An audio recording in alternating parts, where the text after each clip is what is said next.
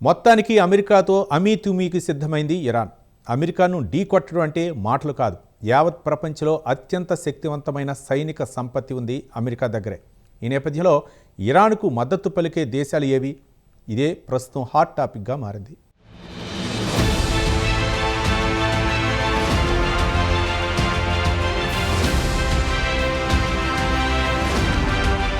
పశ్చిమాసియా సీన్ ఒక్కసారిగా మారిపోయింది. మొన్నటి వరకు ఇజ్రాయెల్, ఇరాన్ దేశాల మధ్య ఉద్రిక్తతలకి పశ్చిమాసియా పరిమితమైంది. అయితే ఇరాన్ అణుశుద్ధి కేంద్రాలపై అమెరికా భీకర దాడులు చేయడంతో సీన్ మారిపోయింది. పశ్చిమాసియా ఉద్రిక్తతలోకి అమెరికా ఎంట్రీ ఇవ్వడంతో సైనిక బలగాల సమీకరణలు మారిపోయాయి. దీంతో ఇటు ఇజ్రాయెల్, అటు అమెరికాతో ఇరాన్ ఏకకాలంలో యుద్ధం చేయాల్సిన అనివార్య పరిస్థితులు నెలకొన్నాయి.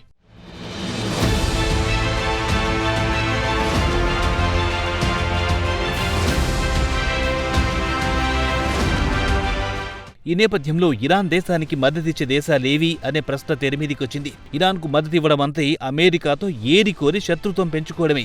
ఇది జగమెరిగిన సత్యం. చాలా మంది దృష్టిలో ఇది ఓ దుస్సాహసం కిందనే లెక్క. అయితే ఈ సందర్భంగా చైనా, రష్యా పేర్లు ప్రముఖంగా తెరమీదికి వస్తున్నాయి. చైనా, రష్యా ఈ రెండు సైనిక పరంగా బలమైన దేశాలే. ఇందులో రవ్వంత అనుమానం కూడా లేదు. ఒకవైపు ఉద్రిక్తతల విషయంలో సంయమనం పాటించాలని ఈ రెండు దేశాలు చెబుతున్నప్పటికీ పరోక్షంగా ఇరాన్కు మద్దతు ఇస్తున్నాయి.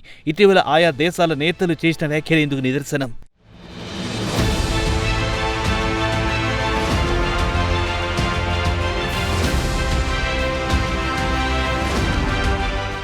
ఇజ్రాయెల్, ఇరాన్ మధ్య ఉద్రిక్తతలు నెలకొంటే వాటిని సద్దుమణిగింపజేసే ప్రయత్నాలు అమెరికా చేయలేదని ఇటీవల చైనా మండిపడింది. అంతేకాదు, అగ్నికి ఆజ్యం తోడైనట్లు ఇజ్రాయెల్కు మద్దతుగా ఇరాన్పై దాడులు కూడా చేసిందని అమెరికాపై మండిపడింది చైనా. ఇందుకు చైనా లెక్కలు చైనాకున్నాయి. డొనాల్డ్ ట్రంప్ అధ్యక్షుడయ్యాక అమెరికా ప్రాభవం ఒక్కసారిగా పెరగడం ప్రారంభమైంది. ప్రపంచ దేశాలపై ట్రంప్ ఇష్టం వచ్చినట్టుగా భారీ ఎత్తున సుంకాలు విధించారు.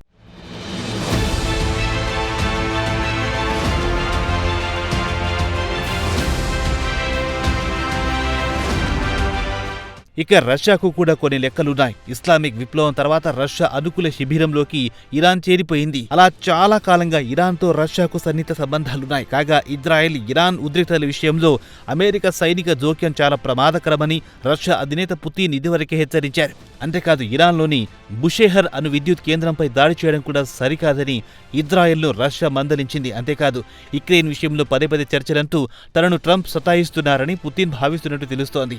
రానున్న రోజుల్లో యుద్ధం తీవ్రత ఎక్కువగా ఉంటే ఇటు చైనా, అటు రష్యా రెండూ ఇరాన్కు మద్దతు పలికే అవకాశాలు కనిపిస్తున్నాయి. ఇదిలా ఉంటే ఇరాన్కు అణ్వాయుధాలు ఇవ్వడానికి అనేక దేశాలు సిద్ధంగా ఉన్నాయని రష్యా మాజీ ప్రెసిడెంట్ దిమిత్రీ మెద్వెదేవ్ సంచలన వ్యాఖ్యలు చేయడం గమనించదగ్గ విషయం.